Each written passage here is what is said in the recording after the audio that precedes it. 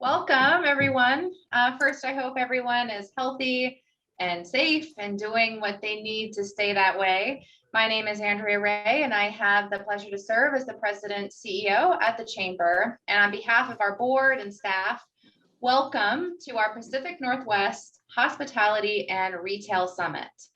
We know that the COVID-19 pandemic has had immense impact on many industry sectors. However, and perhaps none as greatly as our hospitality and retail businesses.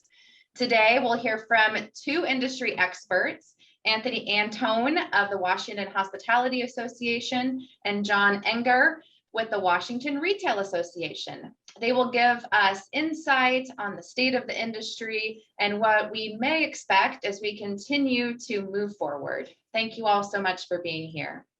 As we begin our gathering, I would like to respectfully acknowledge that our event, although virtual, is taking place on occupied Coast Salish land, and the Seattle Southside Chamber is on the homelands of the Duwamish people.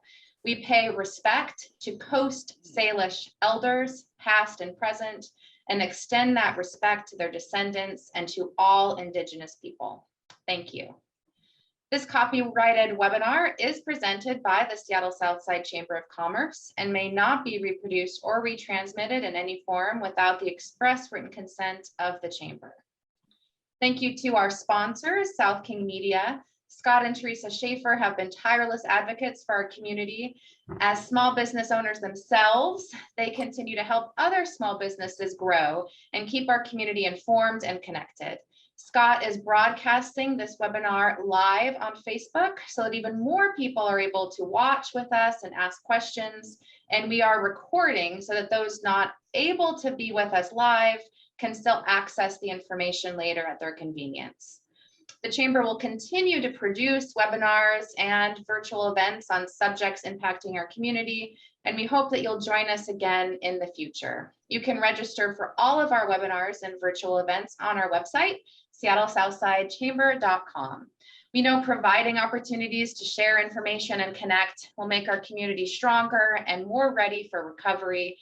And we hope that you will join us for more opportunities. And if you or your company is able to donate or contribute to help support our work, it is greatly appreciated. Every little bit helps.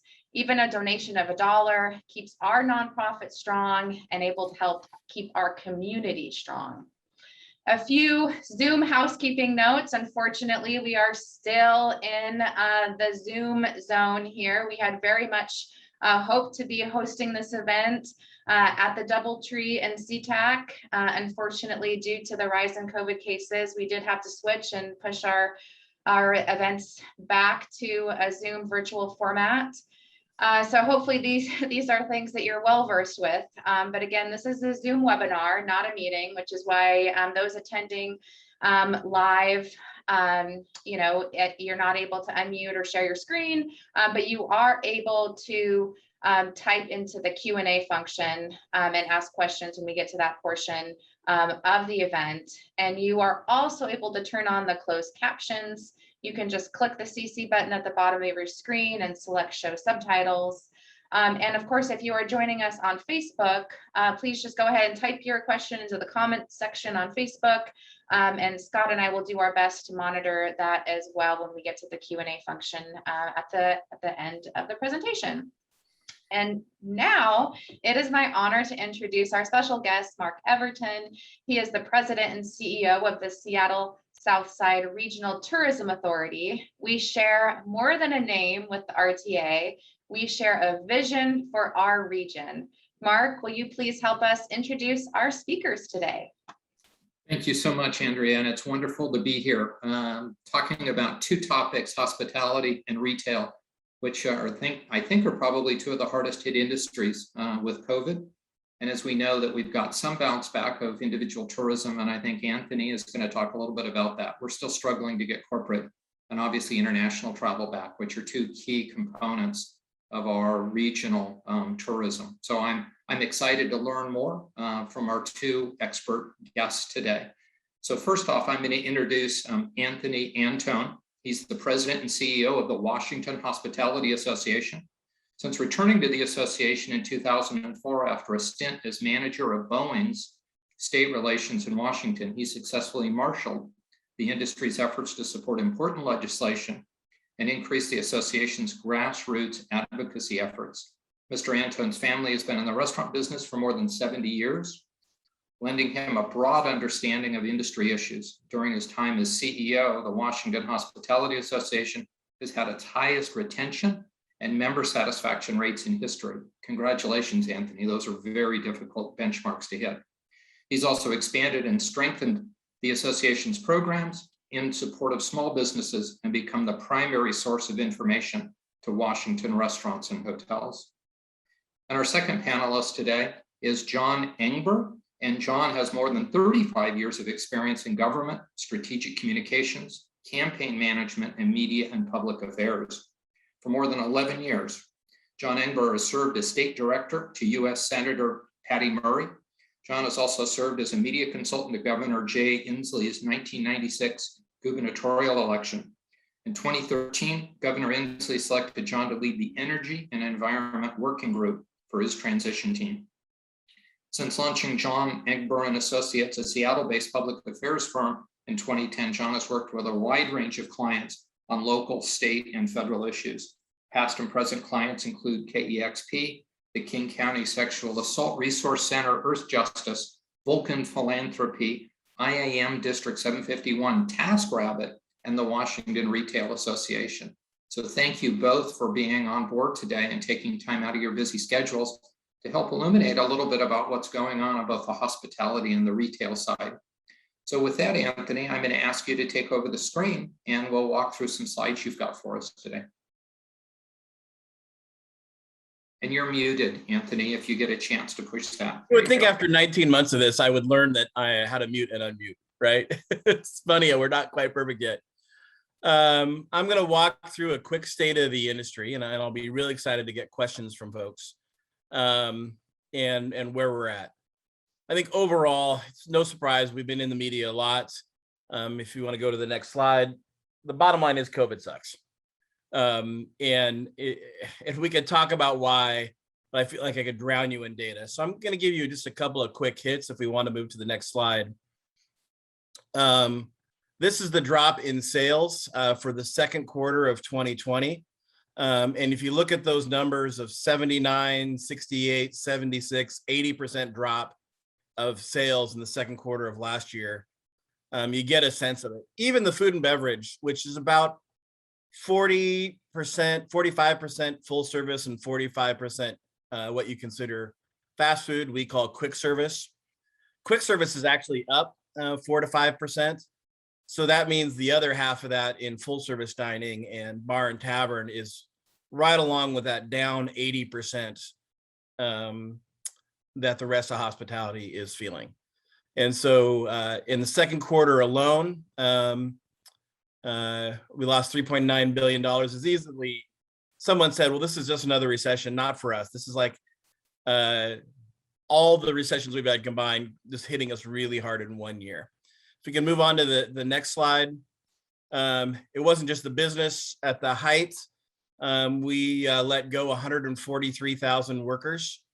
I was the manager for Boeing right after 9/11 when we had to lay off roughly 40,000, and I never thought I'd get anything close to that again, let alone would I'd see numbers like this. So the impact on our team has been incredible. I think when you see the hardest hit industries, you can kind of just eyeball right there how hard as a percentage loss hospitality's been hit compared to a lot of the other industries in the state. Next slide. The good news is we are coming back. We're still short 54,000 workers as of the end of July. But we do believe that that's not because we can't hire them. It's because the bodies don't exist. And that's part of the employment crisis that I'll talk about later, but it shows the growth. And for the most part, we're seeing on the hotels a good occupancy rate and a recovery of not all the ADR, but a lot of the ADR in lodging. And on the restaurant side, If we have the employees, we're getting the business for the most part. And so it's been a really good recovery. I would say this is missing areas that depend on tall buildings for their success or out of state and international travelers for success. So while much of the state is recovering, that's not necessarily been the case in downtown Seattle, where you might have been a restaurant at the bottom floor of a 40-story building, and those 40 stories are still empty. So you're not getting any of that traffic coming through for breakfast, lunch, or dinner. But we are recovering, and the summer's been good. Click on the next slide, please. But we still have the debts. So your average full service restaurant probably occurred about $160,000 in debt per location. They still had to pay all the bills while we were closed down by the governor for those 7 months. Those did not stop. And the debt just kept piling up and piling up. When you consider that the average net profit on your average full service restaurant is about $40,000 a year, unless we can keep the relief coming for the existing full service restaurants, it will take another 4 years with no money and no income from the owner to recover the debt that they've incurred in this pandemic. Next slide. So the good news is, I think the customers surprised us this summer with the strength of their return. And I think that's good news. That doesn't mean we're out of it. So we have some headwinds that we're gonna have to deal with. I'd much rather deal with them being open than being forced closed, but they're not minuscule things either. Next slide. Those headwinds include what I call the debt race. So we talked a little bit about that $160,000 debt for your average restaurant that they're gonna have to come out of. What you're probably gonna see if Delta does not close this down again, or another variant in the future, is some restaurant that you saw they were crowded all summer long. You couldn't get a seat in the fall. And then all of a sudden, November or December, they just disappear. And you'll be like, what happened? The debtors are simply ran out of patience. And so I think people are negotiating with the people that they've incurred the debt to over the past several months, well, in 19 months. But we are in a race to have a good financial run to try to keep the debtors at bay while we try to get out of this thing. We're obviously in a workforce shortage. Our industry is short roughly 50,000 workers. The good news is all the unemployment benefits ended this past weekend. So we'll see how many people come off and how many workers we're still short at the end of September. Smart people will debate that 20 different ways. And I think good, bad, and different. September, we're gonna know where we're at. So what I'm telling operators is be aggressive in hiring in September, but what you're still short on October 1st, you're probably permanently short of. And so you're gonna have to permanently adjust your model, whether it's through more competitive wages, different cultures, different hours, more technology, whatever it is moving forward, because after this month, there's no more workers coming anytime soon. We're also dealing with a massive supplier shortage. And it's interesting, our suppliers are not short of product per se. They're short the same 20 to 25% of the workforce, and specifically their truckers, as we are in the hospitality side. So they have product, but they don't have the ability to get it to our doors. Or the manufacturers have product, but they don't have the ability to get it to our suppliers. So we are currently experiencing a real impact to the ability to have supply to turn it over to customers on all fronts. And it's probably the single biggest headache that's occurring day to day right now. The next thing we're worried about, a headwind, is the COVID variants. Yes, we're all talking about Delta right now, and we are very concerned about where that takes us. We're also concerned about the Omega variant or whatever the 10 different variants are going to be as you go up the Greek alphabet. Why does the Greek alphabet always get stuck with this stuff? We need another language to have to deal with this, but we're going to see more variants as we go. And so the uncertainty of kind of hanging over our cloud until we really get to a point where the vaccinations have outpaced the ability for the variants to harm us is going to be a black cloud hanging over the industry for a while. Next slide.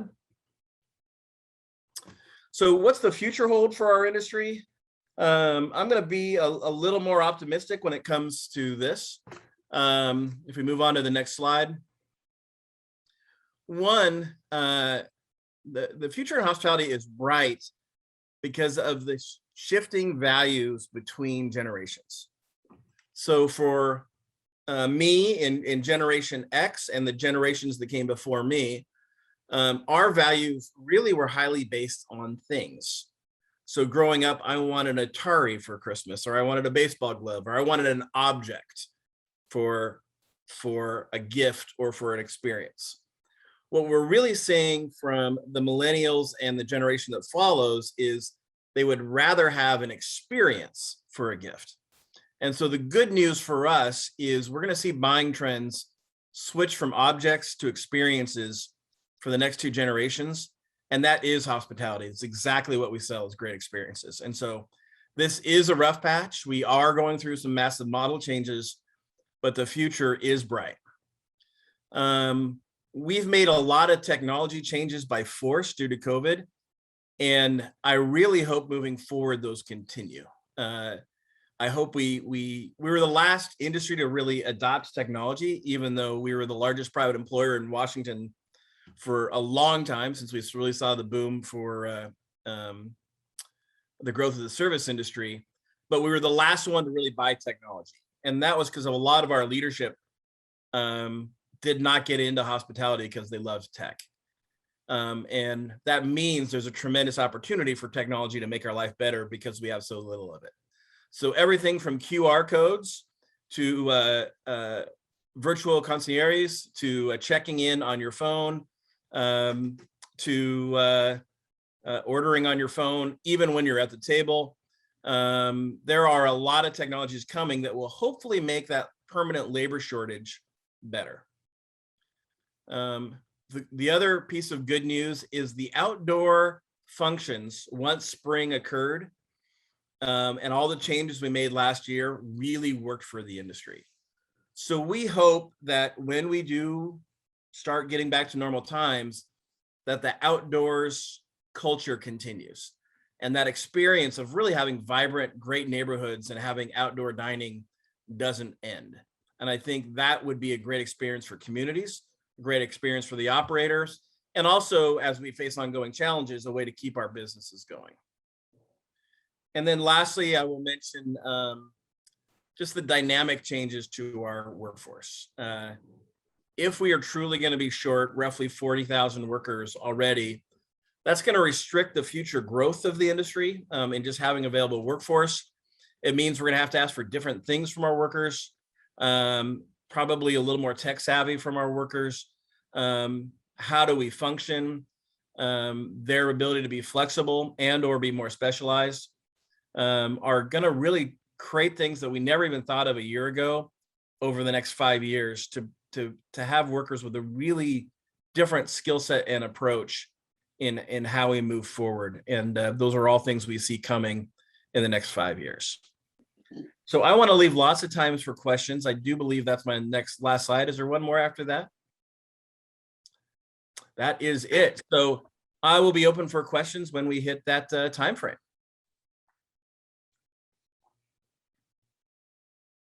John, I'm going to hand it off to you to say how our partners in retail are doing.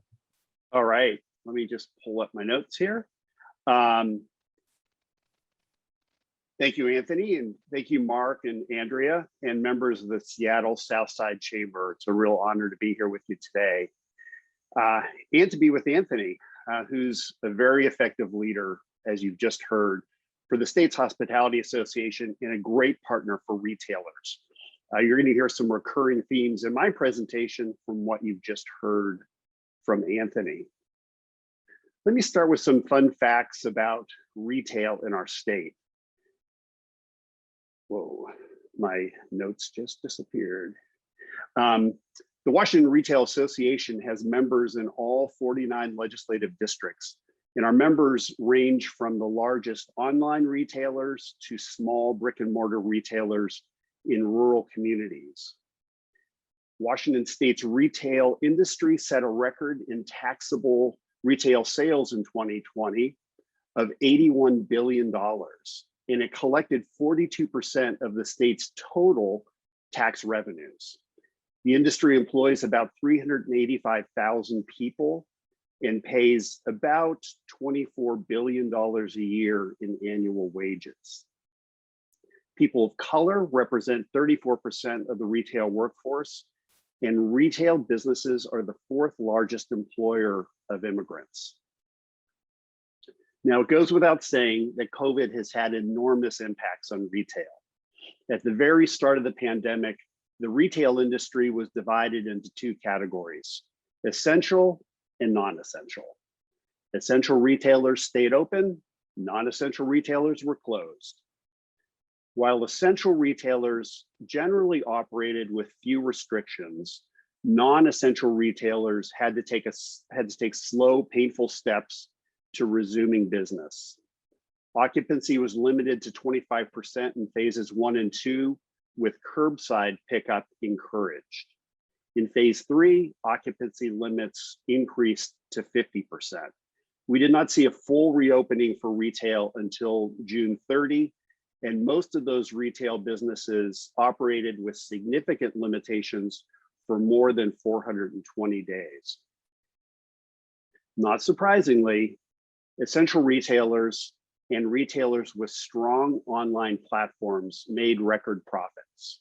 In fact, online retail claimed its largest ever share of retail sales. This was a sharp acceleration of a trend that began many years ago. Also not surprising is the fact that many non-essential retailers have struggled to survive, especially small brick and mortar retailers who often lacked a vibrant online presence at the start of COVID. It was very difficult for those retailers to catch up on technology once the pandemic struck. Okay, now for some good news. Retail has rebounded quickly both in our state and nationally. In June, year over year, retail sales jumped 18% nationally. Department, clothing, and electronics stores all experienced steep declines during the pandemic, but have shown faster increases in sales than other retail sectors over the past several months. Retail employment is also bouncing back. Unemployment in the retail industry spiked from 5% in March 2020 to almost 19% 1 month later. Fortunately, employment began growing again in May 2020, leading retail unemployment rates to drop to nearly pre-pandemic levels by November. With retail sales up 16.4% year over year for the first 6 months of the year, the National Retail Federation is projecting that 2021 sales should grow between 10.5 and 13.5 over 2020 levels. So very robust growth. But challenges continue to plague the retail industry, and here's where we see a lot of similarities to what Anthony had to say. And like many of you in this room, retail is suffering from a worker shortage, as retail job openings remain well above historic levels. This past June, for example, there were 1.15 million retail job openings, despite the fact that 1.12 million people were hired in retail that month. Worker shortages are crippling related industries like manufacturing and trucking. And waves of COVID outbreaks and economic closures have led to global supply chain disruptions and bottlenecks. These challenges are driving up prices, leading to the uncommon problem of rising inflation during recovery from a recession. As the Seattle lobbyist for Washington Retail, I'm particularly focused on issues confronting downtown Seattle, which saw more than 450 businesses permanently close during COVID. I do see some positive developments.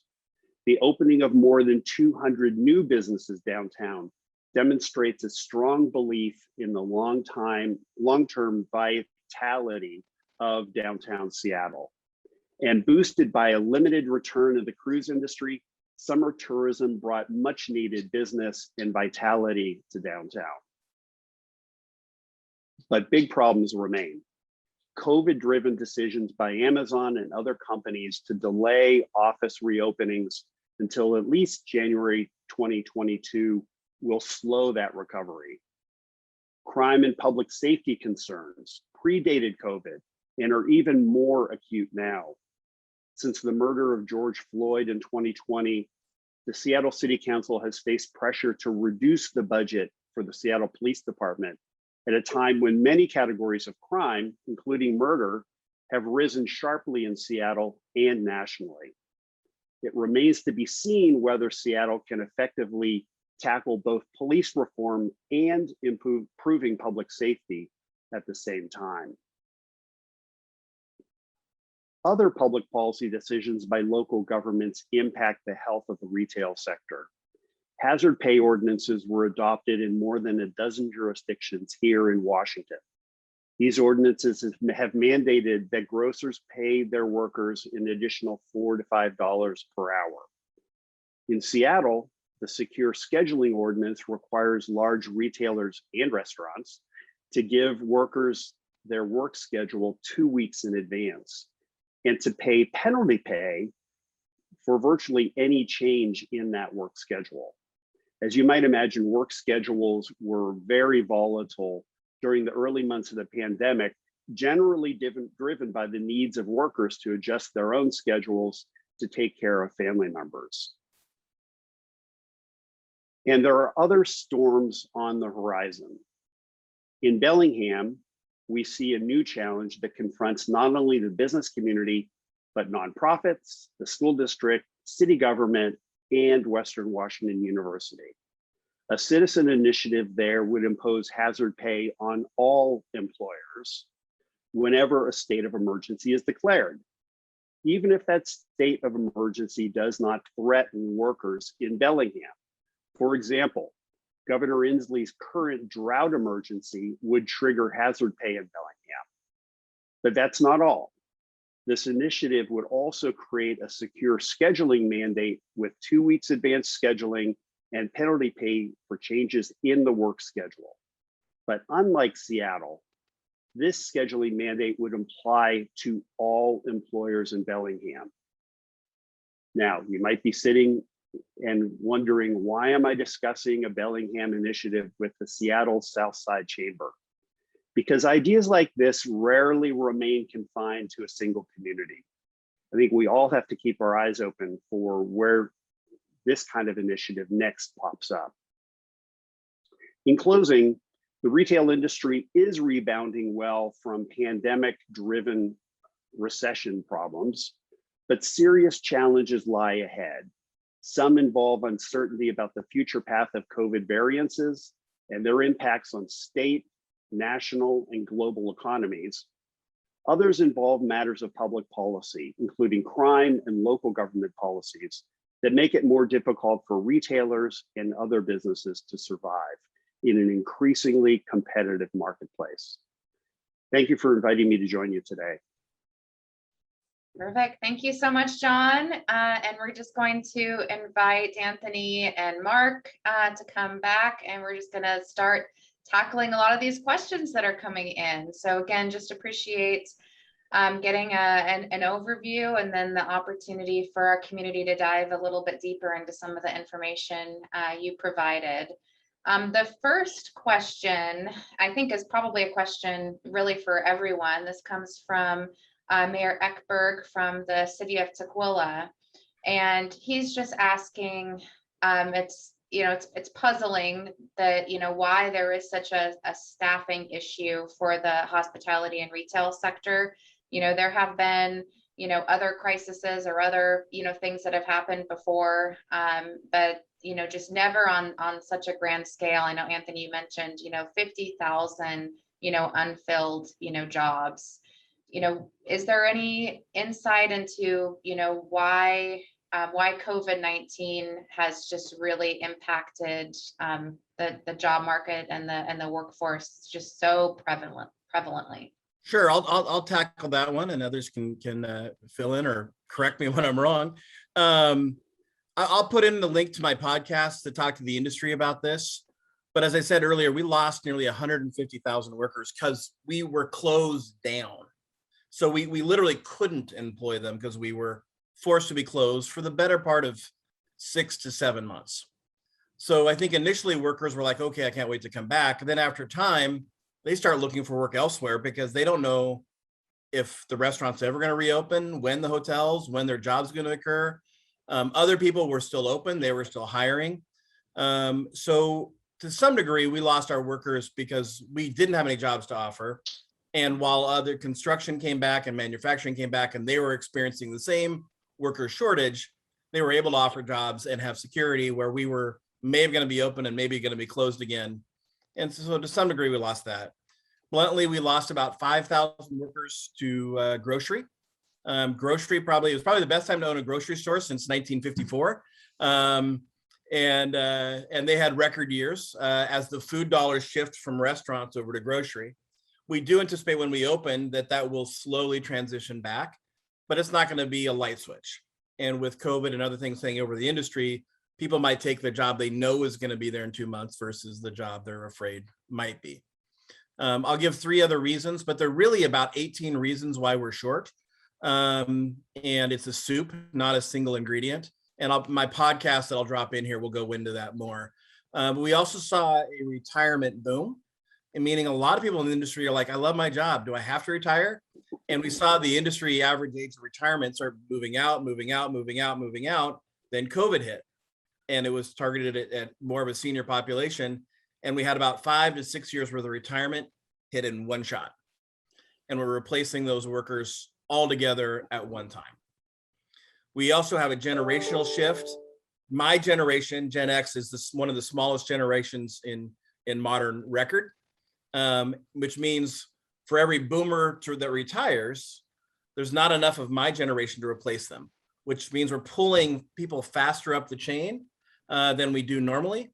And that faster up the chain is creating more entry-level openings that aren't there. That's why I say after October 1, this is gonna be about a 3 to 5 year problem before Gen Xers started to retire. There's many more millennials than there are Gen Xers that will start reversing that trend. And then lastly, again, it'll be the last one I mentioned, childcare is a real issue for the industry. A lot of our lunch business, we were the perfect job for a single parent because lunch starts at 10 and we're done at 2. You could come work for us for a lunch shift and work that lunch shift and then be there to see your kids off in the morning and be there when your kids come home. When school was closed or school might be closed, and the only industry probably hit worse than hospitality has been the daycare industry. Your daycare simply does not exist. Those lunch folks are just, what do I do with my kid? It's not even affording healthcare or affording childcare. It's always an issue, but that's not the reason. There's no childcare that exists to come back to, and I don't have an answer of what to do with my kids. So many other reasons. It's a mix. I could talk about them individually, but we are going to be short of workers. We're short, but this isn't a low income thing or otherwise. Our highest end jobs are also short 20 to 25%. The trucking jobs that are union jobs, full benefits, usually starting at 60, 65,000 a year. They're paying all the CDL licenses. They're short 25%. So that shortage of workers is across a massive spectrum. Yeah, I'll just Anthony touched on a lot of the points that I would have mentioned, but I'll just add a couple. I think implicit in what he said is a lot of our workers are part-time workers, and especially for those who have school-age kids, schools have literally just opened in many cases for the first time, since the pandemic started.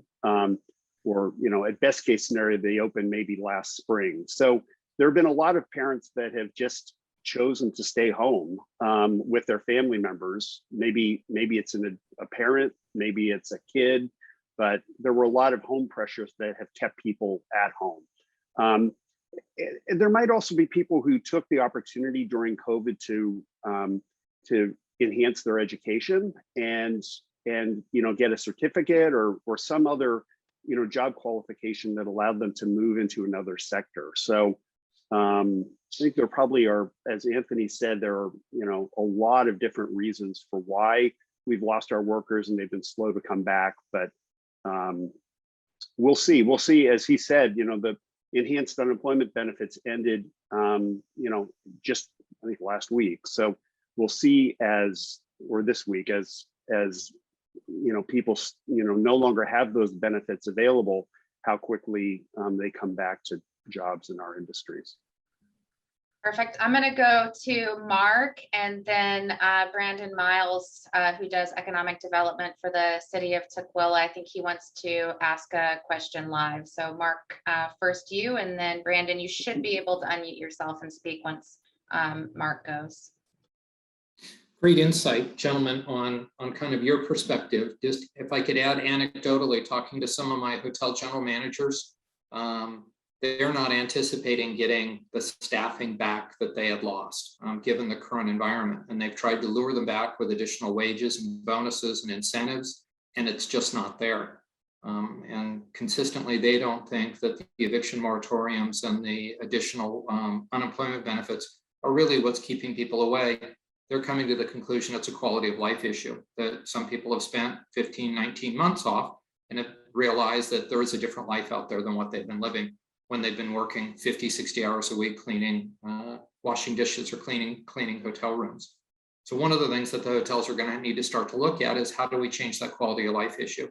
And do the hotels start to provide childcare and some other opportunities so that there is that opportunity for staffing to come back, rather than as you said, John, stay at home trying to raise kids because there is no available commercial daycare. So I think we're going to see that. I think .com companies in Silicon Valley figured that out years ago, that if we make staying at work more enticing than staying at home, then we can keep people at work longer. And I think we're going to find that in some of our hospitality jobs also. I agree with it.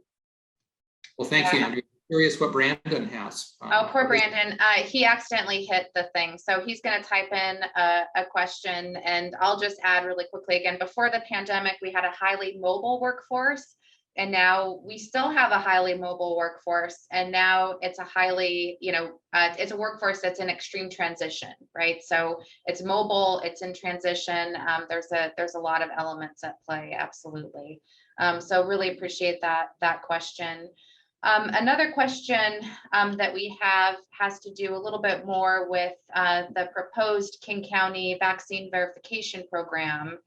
What have you, Anthony, and you, John, been hearing kind of from your members about, what this proposal means? We know a lot of restaurants have already been requesting the proof of vaccination before going into restaurants and bars. Any other questions or feedback as King County looks towards adopting that program, similar to New York and other cities?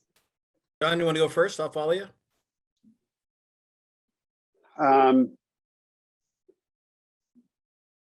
think we'll see.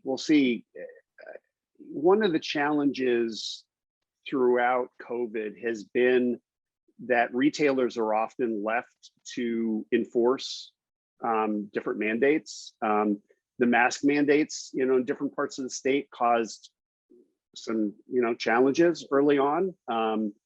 In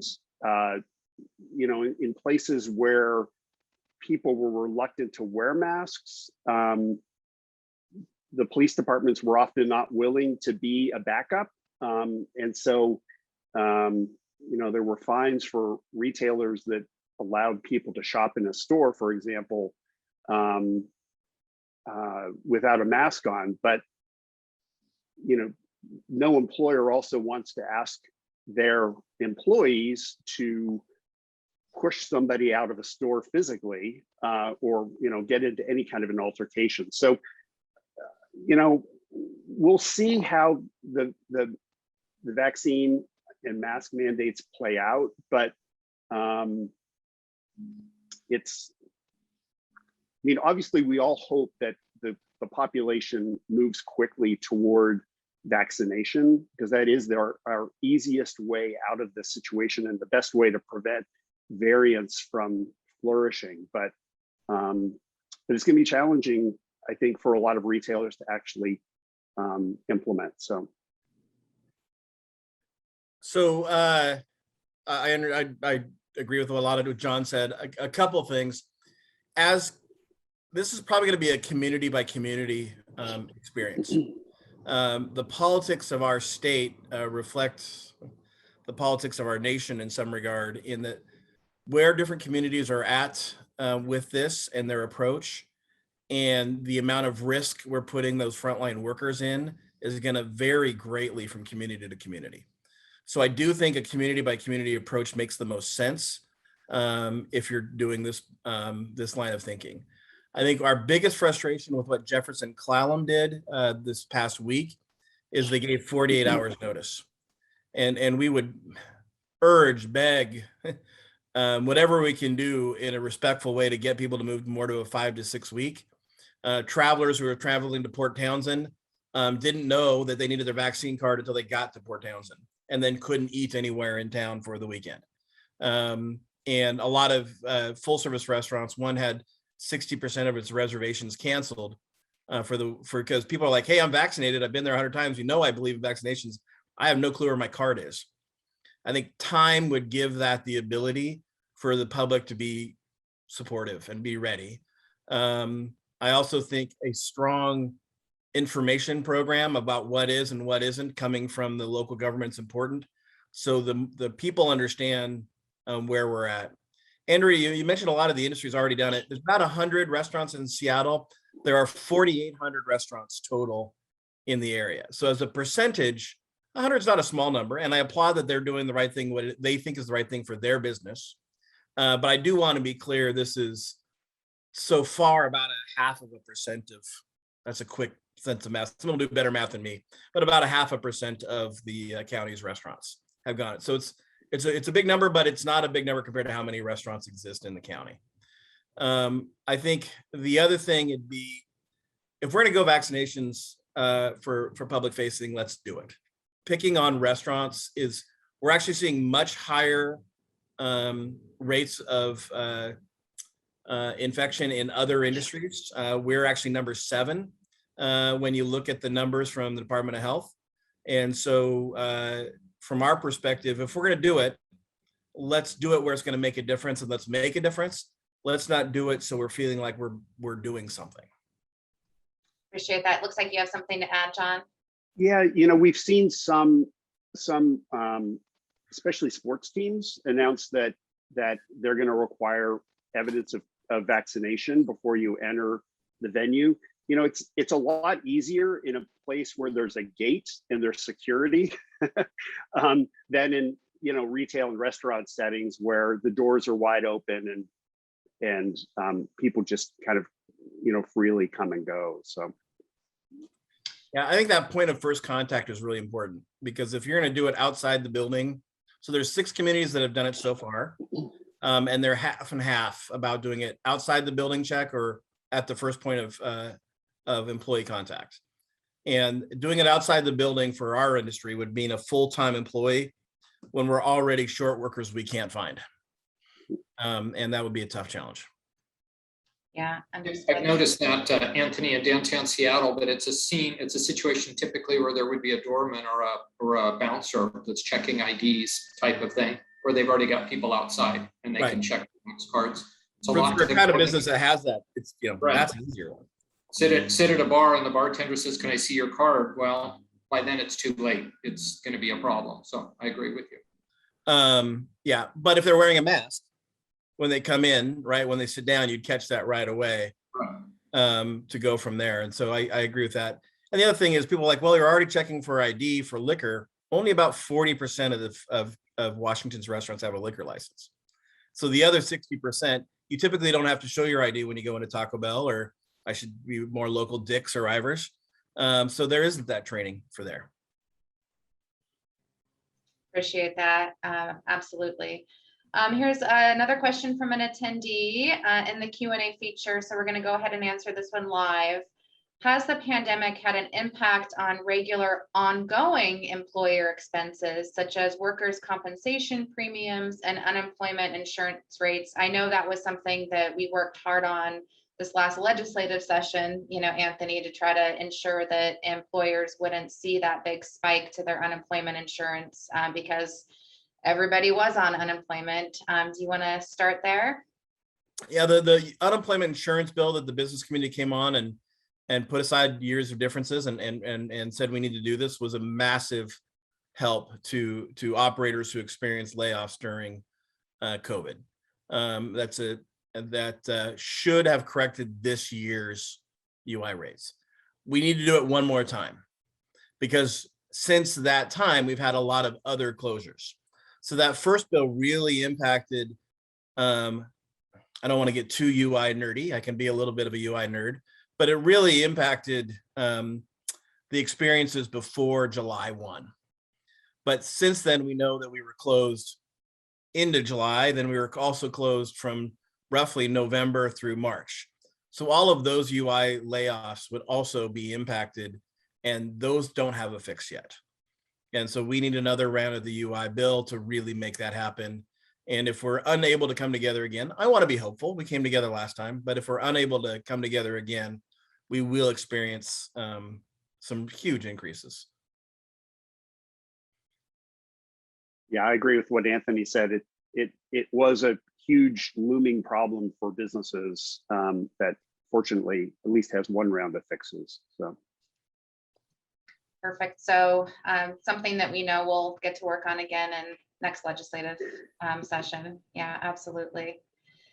Perfect. So again, ongoing workforce shortage really impacting retail and hospitality businesses. I know, locally here in South King County, we have a lot of mom and pop businesses, a lot of, very small businesses. So we've seen them adjust their hours, right? Maybe a business used to be open for breakfast, lunch, and dinner. Anthony, like you mentioned, some of those lunch times are great for, part-time workers or working, parents. Now they're just serving, dinner limited times, maybe takeout only. What do we have to look forward to? Do we think that will change on October 1st, or do we see a big impact coming to the industry as a whole with maybe just less breakfast and lunch places open and just everybody's open for dinner and happy hour? That sounds pretty hospitality specific, so I'll try to tackle that one. I would say that's why September is such a huge hold our breath and see where we're at moment. If you look at the number of people actually connected to hospitality coming off unemployment, that number is roughly 17,000, and we're short 54,000 workers. That would mean if all those people came back and did come back to work, we're still going to be short. Now, it could be a lot of the other people that are coming out of the unemployment system, not connected to our industry, could now choose our industry. That's why it's a big unknown in September. Let's assume, just so we can have the dialogue, that it'll take care of roughly 30% of our shortage, and we'll still be short the other 40,000 workers, just so we can have a dialogue. I think people are going to really have to look long-term at their model. And they'll have to make the calculation, can I close for lunch and make money? Do I need to be open on a Monday or Tuesday? For a long time, the theory was take advantage of as much of your building costs and occupancy costs as you can. And the more you can sell in those hours, the more you lower the percentage of costs. I think now with labor costs being so high and being so short, people may determine their lifestyle may be better and their quality of life might be a little bit higher, and maybe even their net would be better from a Monday, Tuesday close. Others may not. So I think after October, you're going to see about 6 months of experimentation and playing around with the models. And we'll see winners emerge from a model perspective. And it may not be the same right answer for everywhere. And so, yes, I think you'll see some places close for lunch. Yes, I think you'll see Maybe neighborhood places close for a day or two during the week, and downtown locations maybe close on Sundays more often, and try to shift their workforce to the hours where they have the most business, and they're currently short workers. I do think those are truths, but I do think October will be the start of the change, the massive change, permanent change. Anthony, if I can ask a question to kind of add on to that, are we going to see a new norm? I mean, on the hotel side, we tried for years to try to get people to self-check-in from kiosks, and they wouldn't do it. Now they would prefer to do it due to COVID, which means less front desk staff. And a lot of hotels have dropped housekeeping, except on checkouts. Obviously, that doesn't work all that well in an airport hotel where you have an average length of stay that's relatively short, but for the longer vacation hotels, instead of cleaning the room, we're tidying it up every day, and that saved housekeeping and is saving laundry workers. And then QR codes have become the new norm. And so you're not ordering face-to-face with a server. Basically, restaurants have gone to runners in some cases because you're doing all of your ordering online. Is that the new norm? Do you think that's going to stay and going to be enhanced? And is that a way to augment the staffing shortfall? I think it is going to be permanent for the businesses that it works for.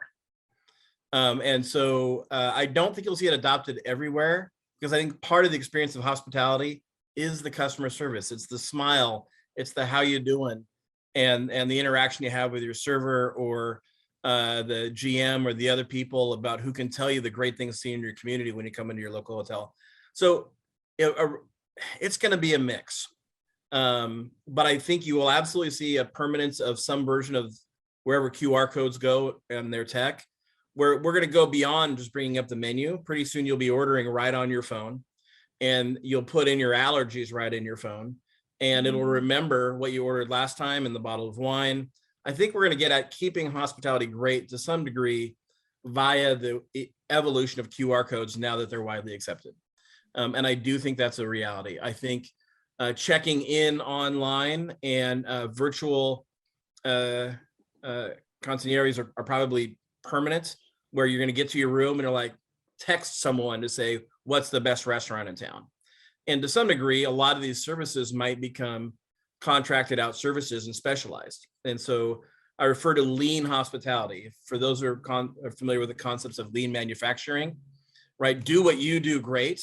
And if someone else can do what you do better for your company, let them do it for many more and lower your cost. So I could see maybe in the SeaTac area, one person really becoming the one that all the hotels use to say, hey, I want to make a dinner reservation. You text someone, you think they're with a hotel. The reality is that person is serving 4 or 5 hotels on the strip. I think you see more of that emerge. I think robots are coming, and that's going to be really interesting. I think you're going to see them in the hotels first as a way with short guests, short staff, to say when you're short of towels at 2 a.m, or you realize you wake up in the morning and you left your toothpaste. Well, hopefully you realize it at night. You left your toothpaste at home.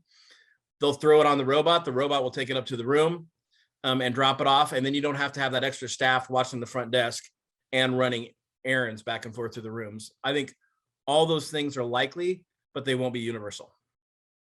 Well, I asked one of our hoteliers, what's he doing with room service? And he said, oh, it's easy. DoorDash has taken over room service for me.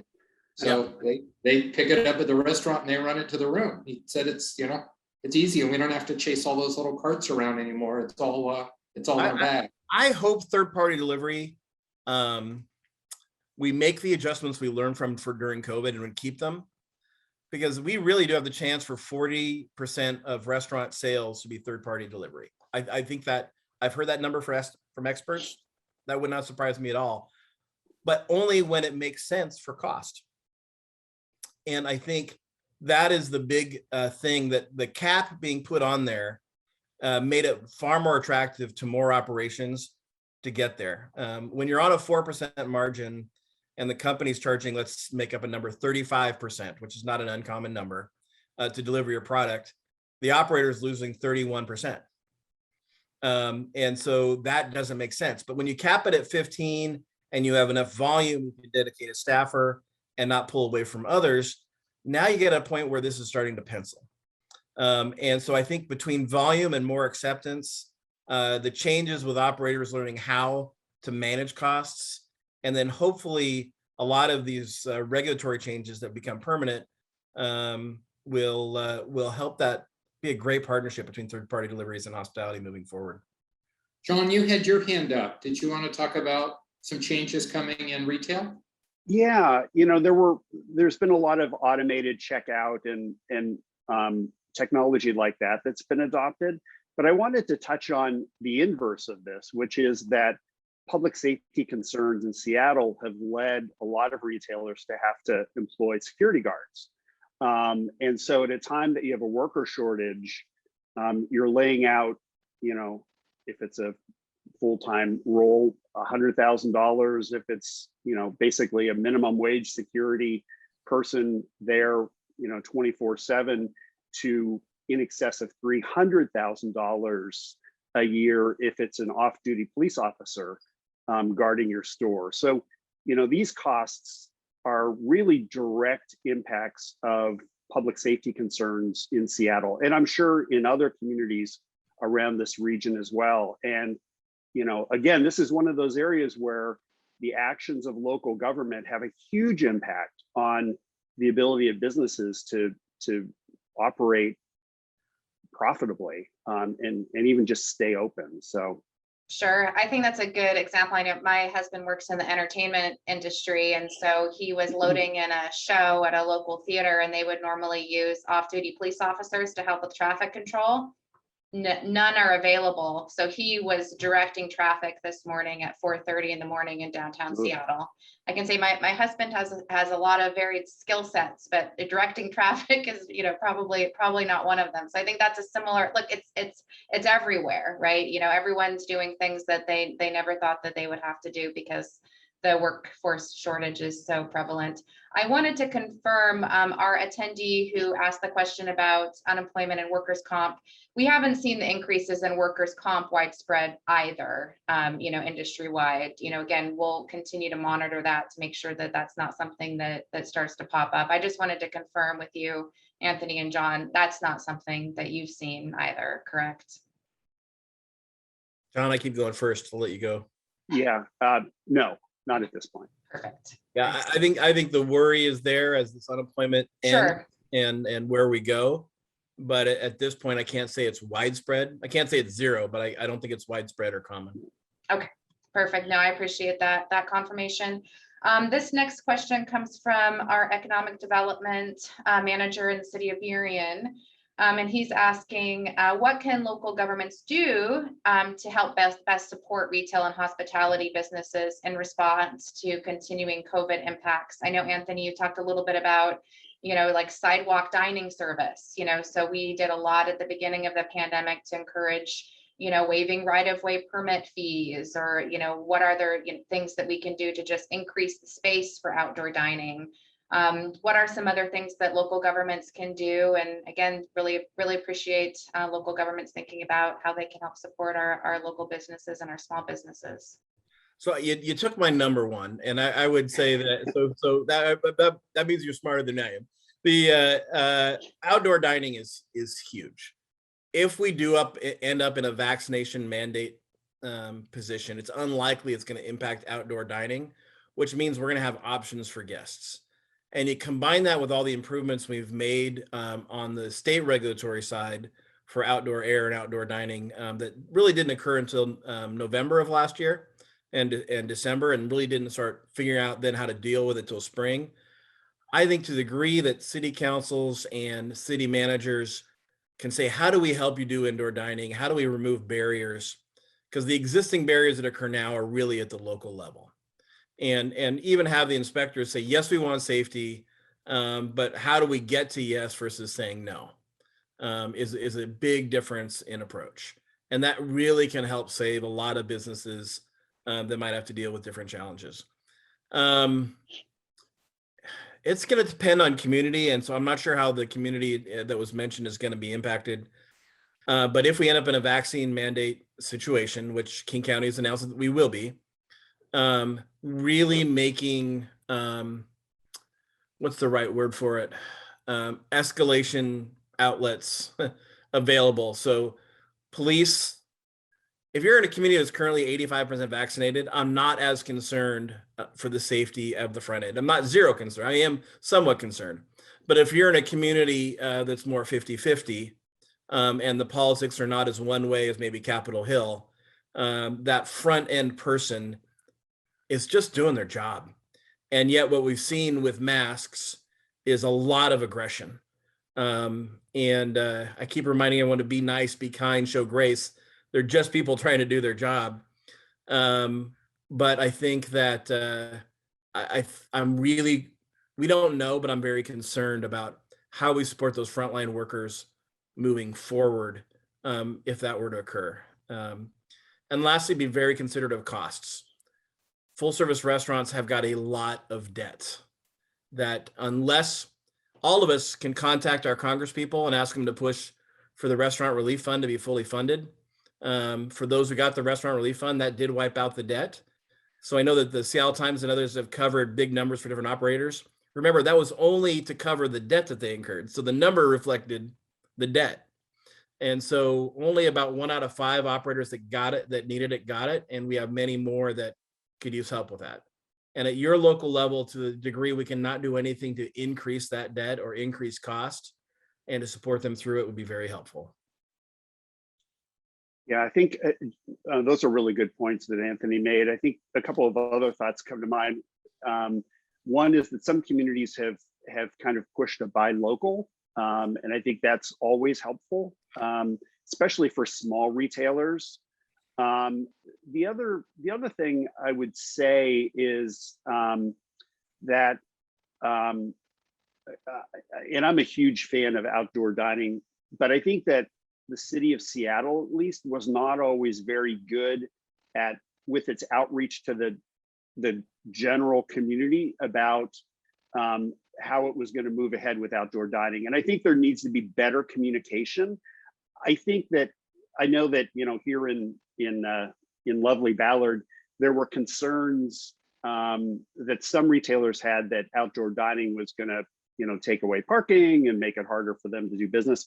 I think in reality, it brings people into the neighborhood, but those conversations need to be had up front so that paranoia doesn't take over. So I think really good communications with the business community, really exploring how the city can be more helpful and making sure that we're mitigating for any negative impacts that we have are critical moving forward. So Yeah. I would 100% agree with that, because what we've seen is neighborhoods look so much more alive when not everyone's behind concrete walls. But when you drive up the street and you see that vibrancy of people eating outside, it makes you want to pause and stay there. That wasn't the intended effect. We were trying to just keep places open. But I think we've heard from many chambers and communities around the thing of the amount of bringing our community alive and a sense of driving down Main Street and seeing that as you go was a huge positive. But I agree, it should be thought out ahead of time. How do we do safety? How do we address parking issues? Should be part of a plan. By the way, I screwed up. I also didn't mention, I said the Restaurant Relief Fund. There's a hotel version called the Save the Hotel Jobs Act. The amount of, you saw the impact when I showed that early slide. Hotels were down 80% for much of 2020. And the Save the Hotel Job Act would provide similar relief to the lodging side. Perfect. Thank you so much. Yeah, communication and outreach is just huge, and that, equitable community engagement and outreach, especially within our community, where, English is a second language, for a lot of our businesses and our small business owners. So yeah, I really appreciate touching on that point. Here's the question from Brandon. So, one idea that restaurants, could consider to try to save costs is to have, one kitchen, one back of the house, but perhaps, 2 fronts of the house. So you can kind of, share on, some costs. Have you seen that work in different markets? Do we think that could be, one answer to some of the workforce shortages that we are experiencing? This takes form in 2 ways. So we were seeing the emergence of ghost kitchens before COVID. I think COVID pushed people to think more creatively and more maybe a higher adoption rate, but this was going to come anyway. And if you're not familiar with a ghost kitchen, it's the idea that you'll see your favorite, I don't know, let's say rib restaurant, say, hey, no one's doing Italian delivery online in my community. Therefore, I'm going to make up a Luigi's Italian restaurant in my community. It'll be an online only concept. There'll be no front end, but when you go to order and look for online delivery, I can make a higher, more efficient use of my kitchen, and having 2 or 3 online restaurants operate with my main front end restaurant. And I think that is an interesting approach. I think it's going to continue. I think people are liking it. It does take some branding. It's not something you should, and also some training on your cooks and finding the right recipes. Otherwise, that brand impacts 2 things and creates other problems. But I think it is a worthwhile trend, and I think it's going to grow. I also think you're going to see ghost kitchens exist without a front end. And then you're going to see more and more places operate in your warehousing districts, and there'll be a restaurant in there that's just doing delivery and to go. I think that will be a trend, will continue. We are seeing, and I think you've seen a couple in Seattle where you have one master area and then the front end is different concepts as you walk along. That can work well, and it can lead to incredible communication and functionality issues. So it's one of those things where you need to have a good plan. You need to closely work with your partner, and you should not wing it and then find out you have a crisis later. Because again, you're bringing on 2 establishments for the cost of 1 problem. Perfect. Thank you so much for that. Next question has to do with technology. I know when COVID hit, we did so many technical assistance appointments with small businesses that just didn't have the digital literacy or the e-commerce skills to really, tap into just how everybody was then now doing business, right? Your business has shut down. You need to continue to connect with your businesses or your customers. The only way that you can do that is, online. What resources are there available, for businesses to, still kind of keep up or better utilize technology and their e-commerce skills? I know the chamber has some technical assistance that's available, but any advice or programs or resources that for restaurants and retailers that have still or are still struggling with technology and e-commerce? John, you want to go first? Sure, I'll kick it off. The Washington Retail Association has tried to make resources available to small retailers that were really crippled by the non-essential closures early on. And I think there were a lot of those businesses just didn't fully value the importance of an online presence.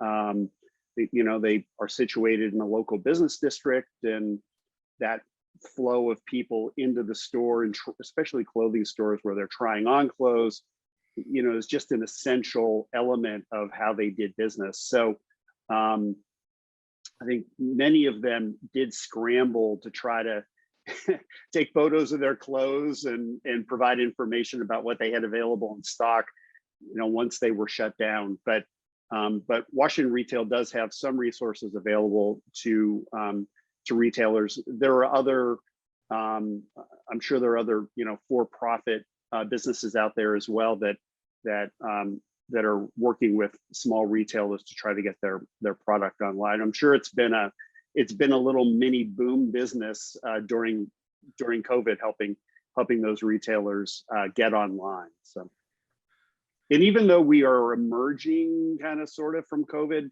I do think it's really important for retailers to develop that online presence, because we just don't know what lies ahead. And to some extent, some customers have just developed an appetite for buying online, and it's really critical to be to be present in that space.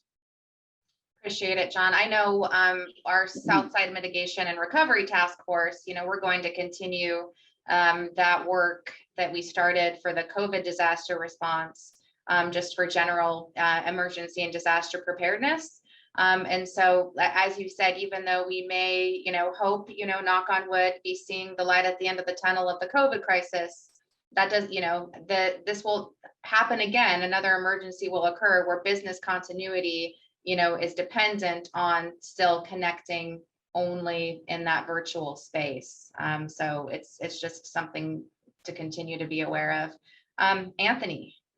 I would say this is an area where the chambers, I think, could provide a lot of service. I think where we're seeing it be most effective is done on a local level and connected. I can get it back to the concept of lean hospitality, and encouraging hotel GMs and restaurateurs to not do it all themselves, but say, who can do my social media for me? Who can do this technical service for me? And attending local meetings, which we can't do at a statewide level, on how we promote and talk about this technology, what's available in our community locally. And so I see this as an area where I encourage people. Running a hotel and restaurant is already such a tough job. It already includes so many hours. The idea that you're going to take on and be the tech expert for your company means you're going to have to give 10, 15 hours up at something else. and that's going to be a tough give up. So I would say, what can you bring in? But understand it is important. And simply ignoring it, or I can't do it today, so I'm going to get to it later, would be a miss. But I think look at the concepts of lean hospitality and talk to your local chamber about who's available. And if chambers can provide these kind of support systems, it really would help their local community. Perfect. Yeah, absolutely. I know we're happy to do that here. Last question, it looks like, comes from an economic developer in Sept, Tanya Carter. Thanks for this question. Should ECDev teams shift the type of retail that they are recruiting into vacant spaces?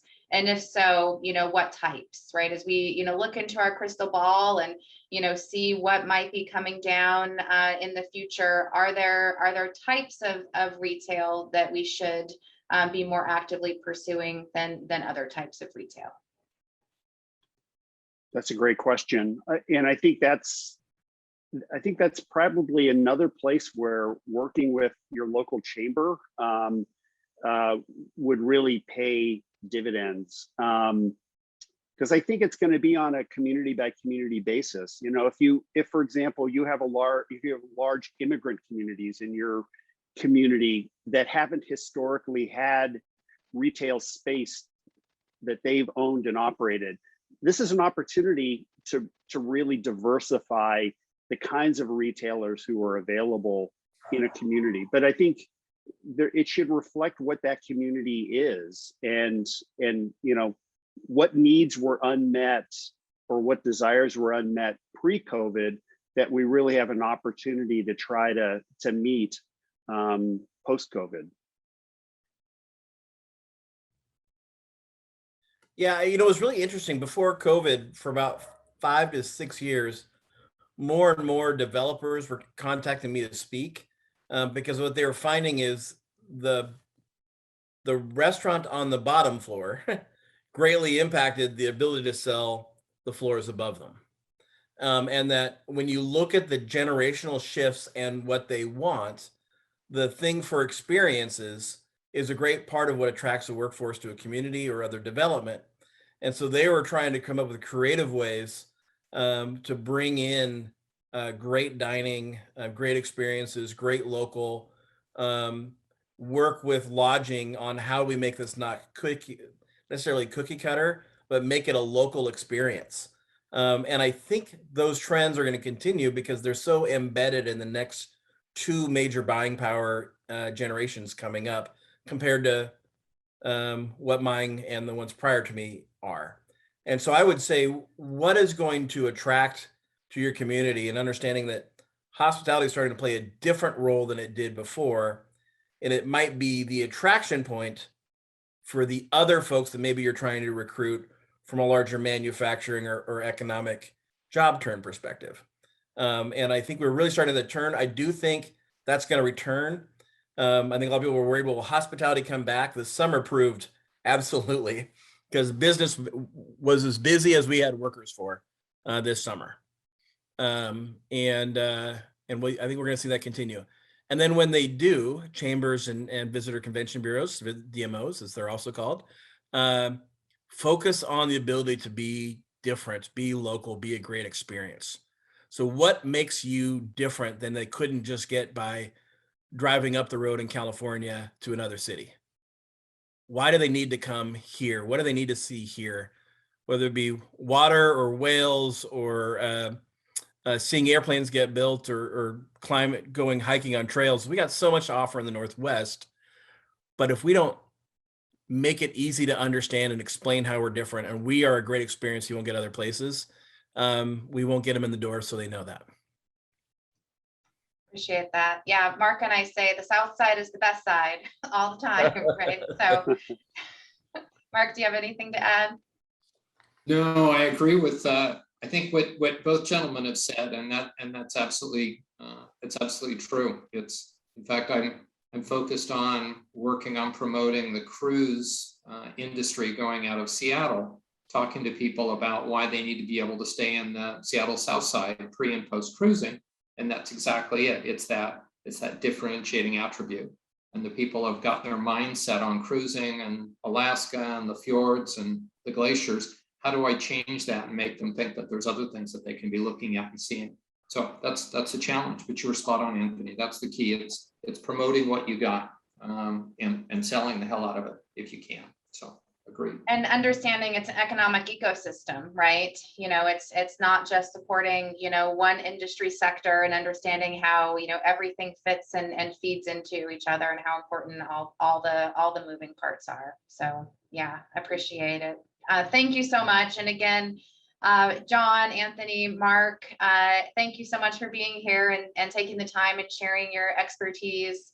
Thank you so much to our attendees who had such amazing, thoughtful questions and participated and were engaged. We're just so grateful for the opportunity to bring you this content. Thank you also to Scott and South King Media. And, you know, again, it's so important for us to continue to come together as a community to learn what and how we can do our part to support our local businesses and keep our economy strong and thriving. Again, you can donate directly to our work at seattlesouthsidechamber.com. Again, even a small donation really helps us continue to serve our community. And we are so grateful and deeply appreciate any and all contributions. Don't forget to check out our calendar for more information and our upcoming events. Thank you all so much. Have a great afternoon. Take care. Bye.